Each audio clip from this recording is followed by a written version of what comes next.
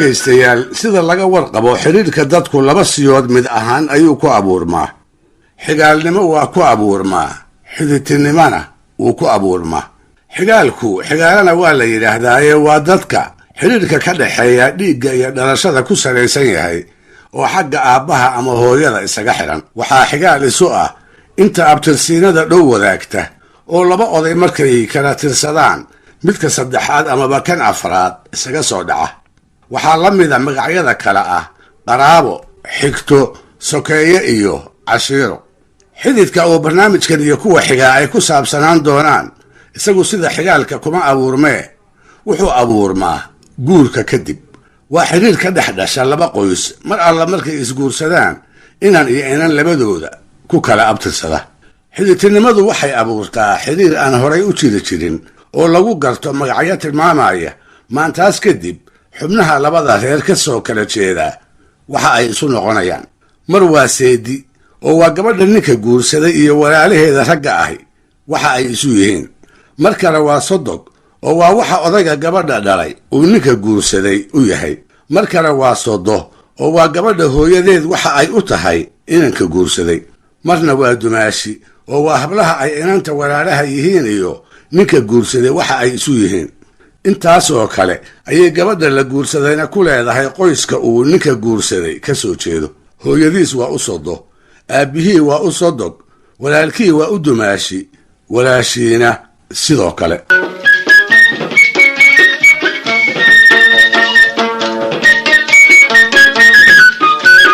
dhanka kale waxaa jira xubno ka soo jeeda labada qoys oo iyagana xidid dhow loo aqoonsanaa si aan magac gaar ah afka ku lahayn. waxaa ka mid a inanka iyo inanta labadooda awoowe iyo labadooda ayeeyo, adeero iyo ilma adeero, abtiyaal iyo ilma abti, eedooyin, habaryaro iyo carruurta ay dhaleen, iyo guud ahaan qolada ay gabadhu ku abtirsato jilib hoosaadka ay ka sii tahay. inkastoo haddaba dadka xididka lagu magacaaba ay sidaas u fidi karaan, haddana waxaa jira 4 qof oo dhaqan ahaan inanka iyo inantaba laga doonayo inay dhowraan goor walbana ay dadka kale uga socnaadaan. waxaan u jeedaa sodoga, sodohda, seediga iyo dumaashida ama dumaashiga. xididtinimadu waxay lahaan jirtay hiddo gaar ah oo laga fili jiray ninka gabadha qaba iyo cidda uu ka guursaday inay ku wada dhaqmaan. waxay lahayd xeerar la ilaaliyo. kala xishoodka, kala gabashada iyo wax istaarashada ayaa ugu weynaa. ciddii dardartana looguma bogi jirine waa lagu ceebayn jiray.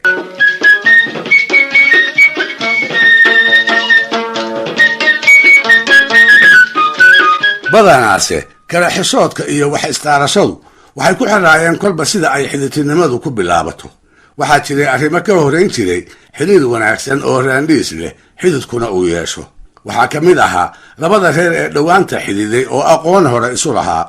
ninka gabadha guursaday oo dhinaca ragga uu la xididay aan dhaliili u oolin. gabadha oo aan lala bixina inta loo soo gogol fadhiistay reerkooda la weydiistay lagana bixiyey xoolo yarad ahoo aabbaheedii adeeradeed ay ku raalli noqdeen. waxaa kaloo ka mid ahaa ninka gabadha guursaday oo sodohda u roonaada sida warasadeedana ugu dhaganuglaada. intaasiba waxay ahaayeen xididtinimada arrimihii bili jiray, guurkana ka dhigi jiray mid raaga oo labada dhinacba ay mahadiyaan.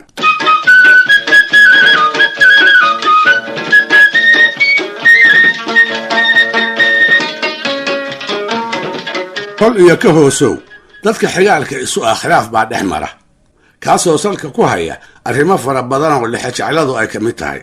siduu dhaqanku ahaana khilaafkaas oo kale intay isaga yimaadaan ayay ka xaajoon jireenoo si furfuran uga wada hadli jireen. haddii dhinacyada wax kala sheeganaya ay dhexdooda ka heshiin waayaanna waxay u qoor dhiiban jireen odayo ay ku wada kalsoon yihiin. dabadeedna si ay u gaaraan go'aamo garsoor hufan ku qotoma waxay odayadu labada dhinac weydiisan jireen inay si caddaana dacwigooda u soo bandhigaan. arrimaha la isku hayo si ay guntooda ugu daadagaanna waxay ragga ishaya ugu mahmaahi jireen xaajo haddaan sidii daba riyaad loo faydin ma faydanto.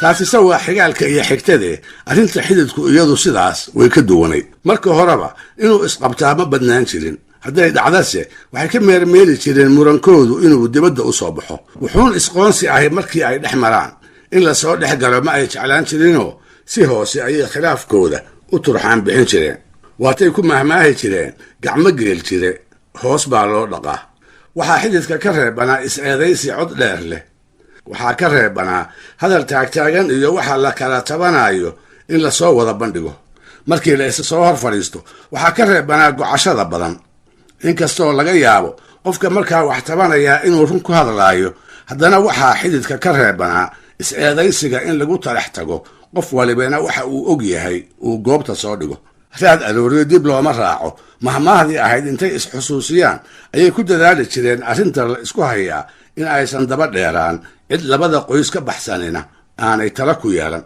waxay sidoo kale madaxa u ruuxi jireen dulucda mahmaahdii kale ee ahayd nin weyn iyo umulisaba siday wax u og yihiin wax uma sheegaan